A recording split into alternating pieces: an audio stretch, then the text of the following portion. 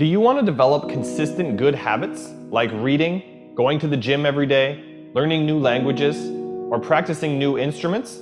Or do you want to kick bad habits like eating unhealthy food, biting your nails, watching too much TV? 3 years from now, you can have what you need. You got to be careful about it. You can't have everything. You can have what would be good for you, but you have to figure out what it is, and then you have to aim at it. We know that sometimes you can be uncomfortable, but you can be uncomfortable and hopeful rather than uncomfortable and fearful. People go through their lives without knowing what it is they want to do.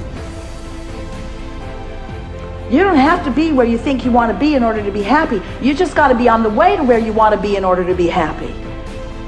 You're going to get what you're looking for. So if you're looking for success, you're looking for happiness, you're looking for prospects, you're looking for recruits or clients, I'm telling you, the more you're consciously looking for those things, you're going to see them. When you're looking to win, you're looking for victory. Sit on your bed one day and ask yourself, what remarkably stupid things am I doing on a regular basis to absolutely screw up my life? And if you actually ask that question, but you have to want to know the answer, right? Because that's actually what asking the question means. It doesn't mean just mouthing the words. It means you have to decide that you want to know. And so be very careful what you set your mind towards, what your outcomes are, because you're going to find them. Your mind's powerful. You're powerful. You're more powerful than you think you are. And if you could just get clear on what you're looking for, get super specific with great clarity, great specificity about what it is you want, it's sitting there for you to find if you look for it. The time is now. The time is now to express and for people to believe in themselves. The time is now for it to be okay to be great. Right there and then, you have an opportunity to steer your thoughts and your emotions in the direction that you want them to go, not in the direction that they're telling you to go. In other words, you can literally choose to seize the day, or you can let the day seize you. If you're fearful all the time, your point of attraction is very far from what you really want. If you're ornery all the time, or a lot of the time, your point of attraction is different from what you want. Your emotions are your indicator of what you're doing vibrationally. Have you been listening to us long enough to sort of understand what we mean by that? Don't worry about what needs to be done. Think about who you have to be in order to get it done. Did you ever have a dream that was so big that you thought it was almost impossible to achieve? I've had those dreams.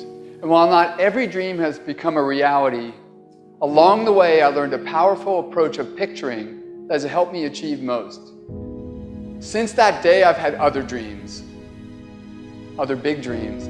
And in each case, I would picture where I wanted to be, and I would visualize what I would be doing and who I would be doing with when I got there. As the saying goes, you can't make a basket if you never take the shot. I knew I would miss the shot sometimes, and the failure would dampen my spirit, but I would be better off for my efforts and I would be okay. People are addicted to all kinds of things, substances, but one of the greatest addictions, or rather the greatest addiction, you never read about it in the papers, because the people who are addicted to it don't know it. It's the addiction to thinking. It's actually addictive. Can't stop thinking. It's like can't stop drinking, can't stop smoking, can't stop eating, can't stop thinking. You have the option of taking it hard or taking it easy, of making the worst of it or making the best of it, of giving it your undivided attention, of giving it very little of your attention. You have more control over your focus than most of you have been exercising. And when you begin caring about how you feel more than everything else put together, so that you exercise your ability to focus upon things that do feel good, you begin to discover that in every particle of the universe there is that which is wanted and lack of it. My visualization has helped me achieve most of my goals. And what I learned along the way is it didn't take twice as much effort. It only took an extra 10%. When we fail, life continues as it is. We can stay in our comfort zone. Success, on the other hand, challenges us. It pushes us and it exposes us to rejection. How are we going to manage this new success? If you're not happy, you're not successful.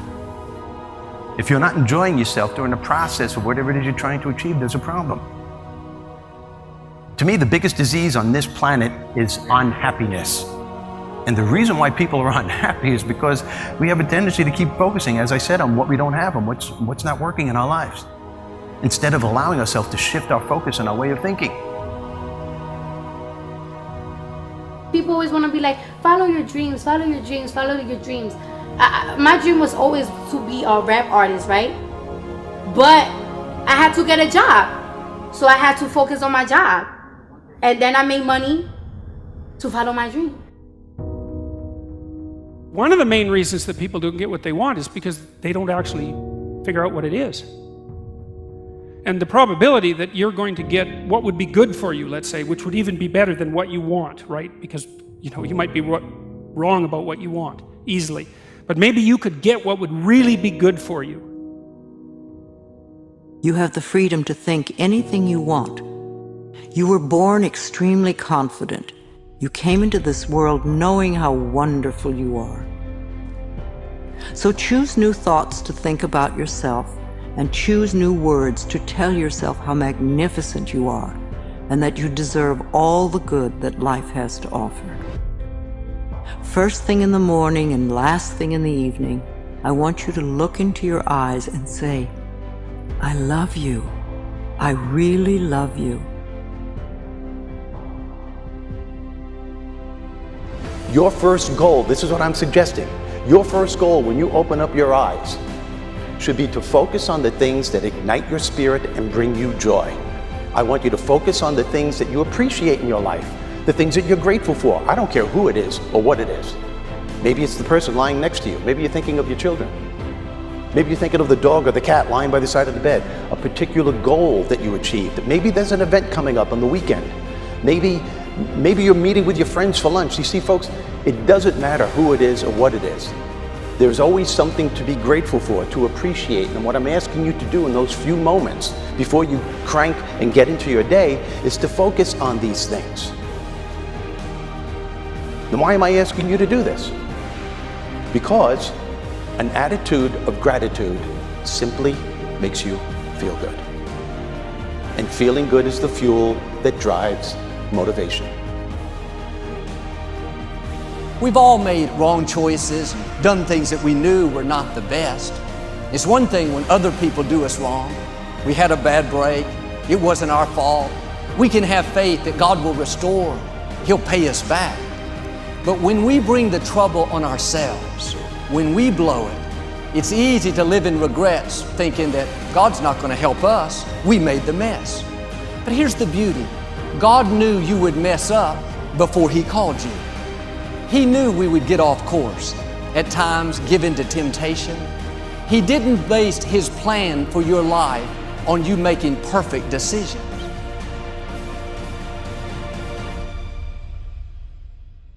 Through success, I represent the possibility of what you can achieve and what you can do with your life and your career. Other people's success represents the possibility of what you can do.